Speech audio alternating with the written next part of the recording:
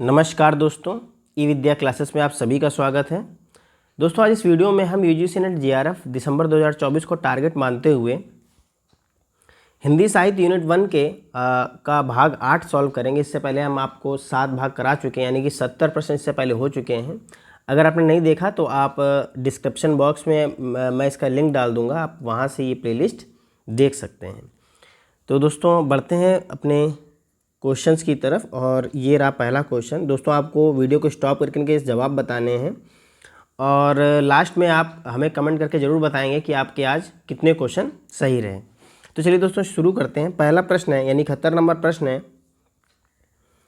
इनमें से कौन सी भाषा भारतीय संविधान की 8वीं अनुसूची में नहीं है। अब देखिए दोस्तों, यूनिट 1 से इस तरह के प्रश्न बहुत बनते हैं। नेट दिसंबर 2013 में पूछा गया प्रश्न है। तो बताइए दोस्तों सही जवाब क्या होगा। देखिए दोस्तों, डोगरी भाषा है वहाँ पर, मतलब 8वीं सूची में। संथाली है, बोडो है, लेकिन भोजपुरी नहीं है। ठीक है, भोजपुरी 8वीं सूची में नहीं है, इसलिए यही हमारा आंसर हो जाएगा। ऑप्शन नंबर डी बिल्कुल सही जवाब है। अगर हम आगे देखें दोस्तों, तो यहाँ आप देखेंगे तो संविधान की 8वीं अनुसूची में निम्नलिखित 22 भाषाएँ शामिल। कौन कौन सी? असमिया है, बंगाली, गुजराती, हिंदी, कन्नड़, कश्मीरी, कोंकणी, मलयालम, मणिपुरी, मराठी, नेपाली, उड़िया। ये आप ध्यान रखेंगे कि नेपाली भाषा भी इसमें है, यहाँ पर ये बहुत ही महत्वपूर्ण है। पंजाबी, संस्कृत, सिंधी, तमिल, तेलुगु, उर्दू, बोडो, संथाली और मैथिली, डोंगरी, ये सब भाषाएं आपको मिलेंगी। ठीक, तो यहाँ भोजपुरी नहीं है। तो बढ़ते हैं अगले प्रश्न की तरफ। ये है अगला प्रश्न। बताइए दोस्तों इसका सही जवाब क्या होगा। ये प्रश्न है, इनमें से किस शब्द में उपसर्ग नहीं है। अब ये व्याकरण से पूछा हुआ क्वेश्चन है, क्योंकि व्याकरण जो आपके यूनिट 1 में, वहाँ से व्याकरण का क्वेश्चन जरूर आता है। तो आप देखेंगे और बताएं इनका सही जवाब क्या होगा। अब यहाँ ऑप्शन दिया है, अपमान, अपराध, अपयश या अपमति। तो देखिए दोस्तों, अगर अपमान में बात करें तो हम अपमान, अप यहाँ जो है ये उपसर्ग है। ठीक है, अप उपसर्ग है, किसके लिए? निरादर के लिए प्रयोग किया गया है ये। और अपराध में देखेंगे तो अपराध में देखिए अप अगर आप हटाएंगे तो राध नहीं कुछ बन रहा है। यहाँ पर देखिए अपयश, इसको मैं इरेज करता हूँ। हाँ, अब देखिए यहाँ अगर आप अप और यश, देखिए हाँ यहाँ पे अप उपसर्ग है, यहाँ अपमति, मति माने बुद्धि। तो यहाँ पर देखिए यहाँ पर भी उपसर्ग है, लेकिन यहाँ अपराध में कोई उपसर्ग नहीं है। ठीक है, अपराध में अप उपसर्ग नहीं है। ठीक है, ये पूरा एक शब्द है, इसलिए ऑप्शन नंबर बी बिल्कुल सही जवाब हो जाएगा।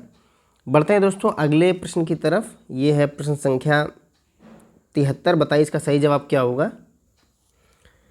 इनमें से किसको संविधान की 8वीं अनुसूची में सम्मिलित नहीं किया गया है।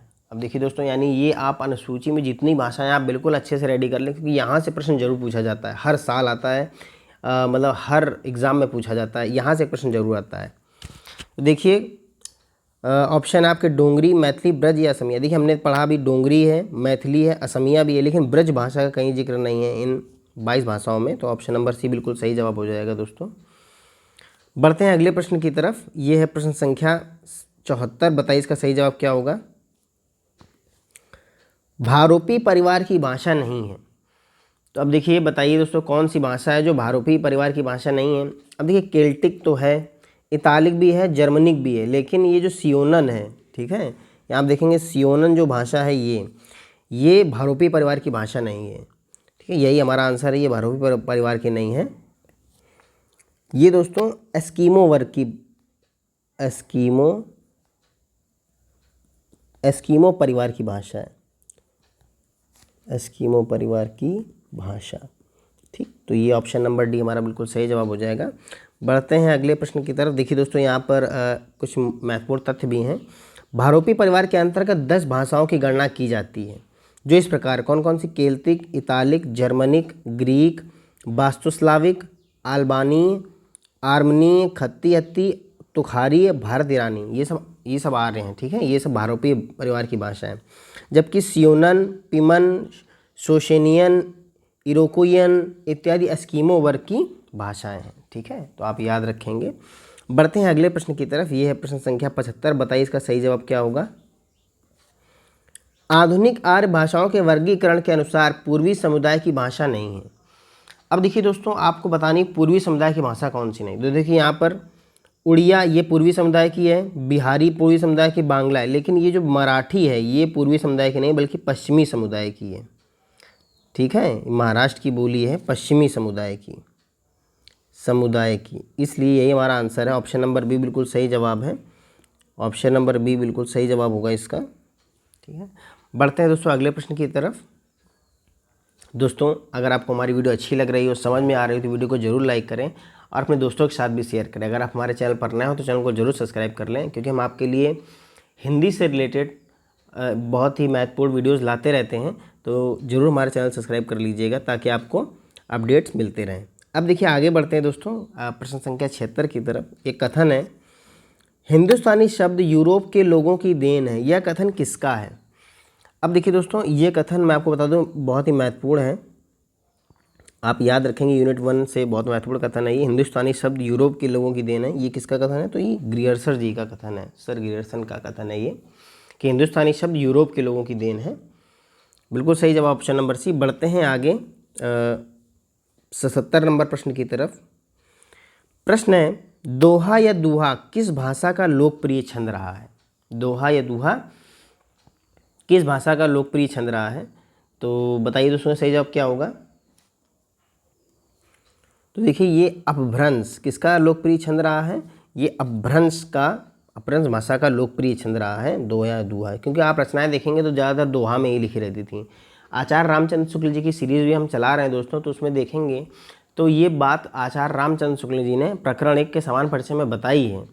ठीक है, तो आप ज़रूर रामचंद्र शुक्ल जी सीरीज़ भी ज़रूर देखें, हम उसकी भी लगातार वीडियो अपलोड कर रहे हैं।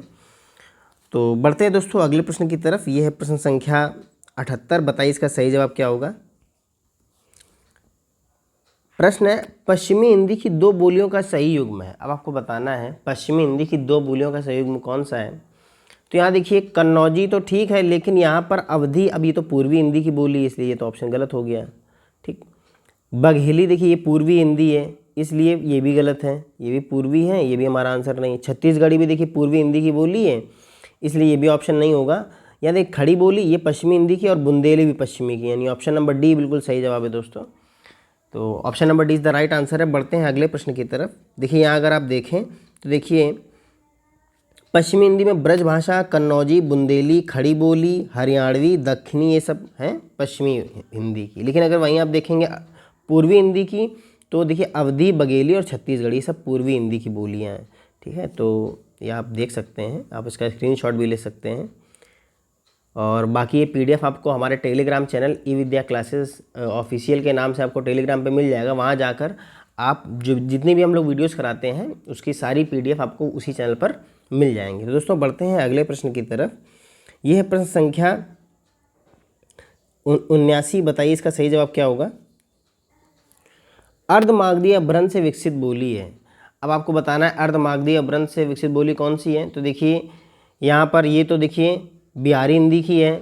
ब्रज भाषा ये भी दोस्तों ये आपकी पश्चिमी हिंदी की बोली है। ठीक है, और ये अर्धमागधी नहीं बल्कि सौर सैनी अपभ्रंश की है, तो ये भी आंसर नहीं हमारा। और बांगड़ू आप देखेंगे तो ये भी आपकी सौर सैनी अपभ्रंश की है ये, तो इसलिए यही जो है यही है अर्धमागधी अपभ्रंश की। ठीक है, बघेली बिल्कुल सही जवाब है, जबकि भोजपुरी आप जानते हैं मागधी अपभ्रंश की है, वो बिहारी हिंदी के अंतर्गत आती है। ऑप्शन नंबर भी बिल्कुल सही जवाब हो जाएगा। बढ़ते हैं अगले प्रश्न और आज के अंतिम प्रश्न की तरफ। ये देख लीजिए दोस्तों, यहाँ पर आप देखेंगे तो ये देखिए बघेली जो है वो पूर्वी हिंदी के अंतर्गत यानी अर्धमागधी अपभ्रंश के अंतर्गत आती है। और आप देखेंगे सौर सैनी में ब्रज भाषा आपकी और हरियाणवी और ये सब सौर सैनी अपभ्रंश में आती हैं। बढ़ते हैं अगले प्रश्न की तरफ, प्रश्न संख्या 80 की तरफ। बताइए दोस्तों इसका सही जवाब क्या होगा? प्रश्न है, निम्नलिखित में से किस भाषा को संविधान की अष्टम सूची में सम्मिलित नहीं किया गया? फिर से देखिए प्रश्न है यहीं से। अब बताइए दोस्तों, देखिए डोंगरी हमने पढ़ा है, मणिपुरी है, मैथिली है, लेकिन ये छत्तीसगढ़ी जो है वो अष्टम सूची में नहीं आती है। ऑप्शन नंबर डी बिल्कुल सही जवाब हो जाएगा दोस्तों। ठीक है, अब आप कमेंट बॉक्स में बताएंगे कि छत्तीसगढ़ी किस अपभ्रंश की भाषा है और किस बोली के अंतर्गत आती है।